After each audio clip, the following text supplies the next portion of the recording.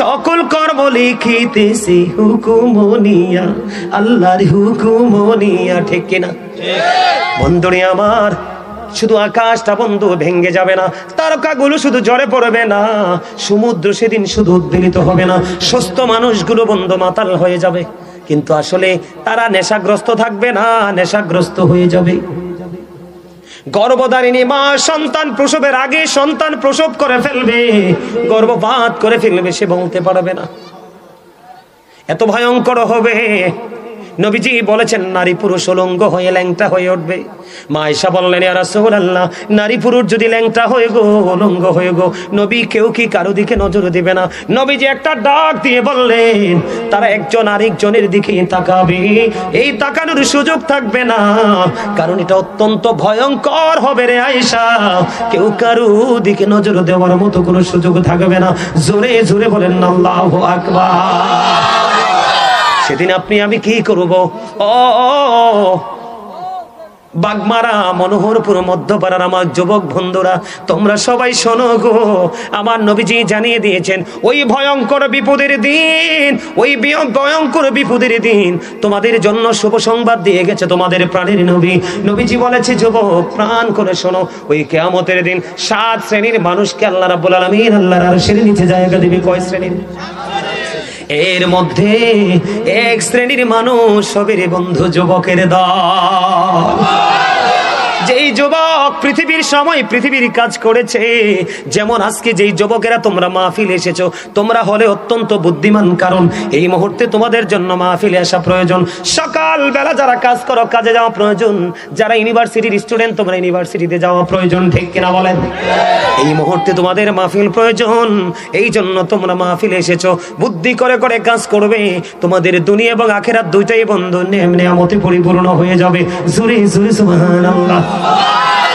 আর এক শ্রেণীর মানুষ আছে আল্লাহ রাব্বুল আলামিন আল্লাহর হাবিবের মাধ্যমে জানিয়েছেন, যেই মানুষগুলো মসজিদের সাথে যুক্ত থাকে। কি থাকে? আমাদের দেশে অনেক মানুষ আসে না মসজিদ প্রেমিক, মসজিদ ঝাড়ু দিতে চায়, মসজিদে কাজ করতে চায়, মসজিদে কাজ করাইতে চায়।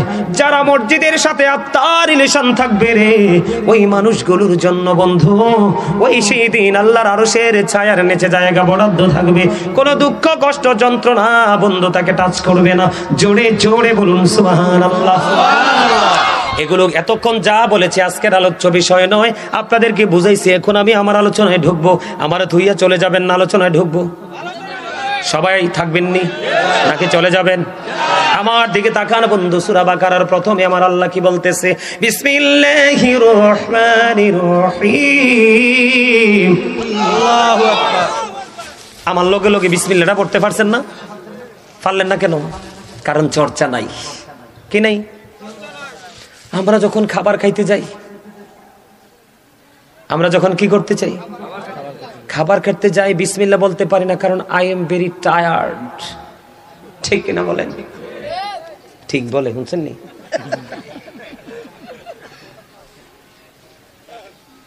বলছি হ্যাঁ, খাইতে খাইতে খাইতে খাইতে এত বেশি ঢুকাইছি গলা পর্যন্ত আসছে, আলহামদুলিল্লাহ বলতে ভুলে গেছি। ব্যাপার কি? আলহামদুলিল্লাহ বললো না কেন? I am very relax. বুঝেন নাই?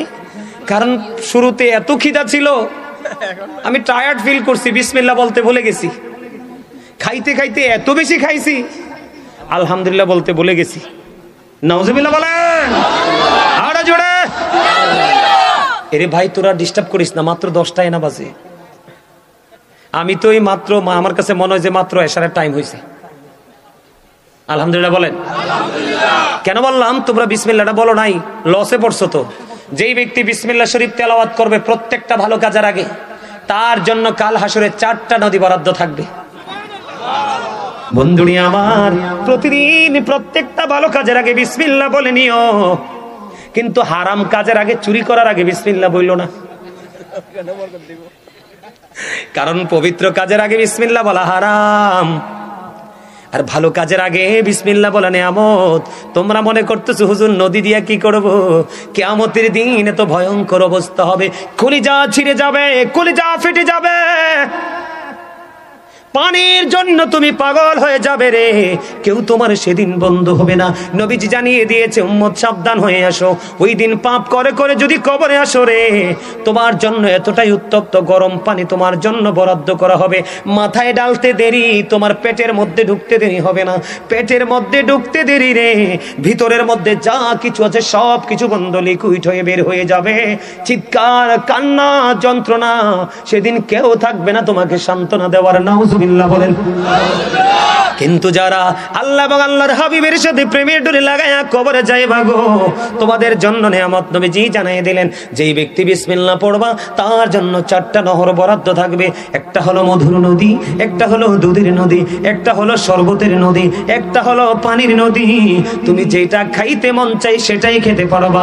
তবে সবচেয়ে বড় মজার খবর হলো, তুমি যদি একবার পান করো বন্ধু, কমপক্ষে 40 বছর কোনো তৃষ্ণা লাগবে না। এই জন্য সিদ্ধান্ত করেছি আজকে এই বিষয়টা নিয়ে একটু আলোচনা করবো, বিভিন্ন দিক নিয়ে। শুনবেন তো? আরো জোরে বলেন, শুনবেন নি?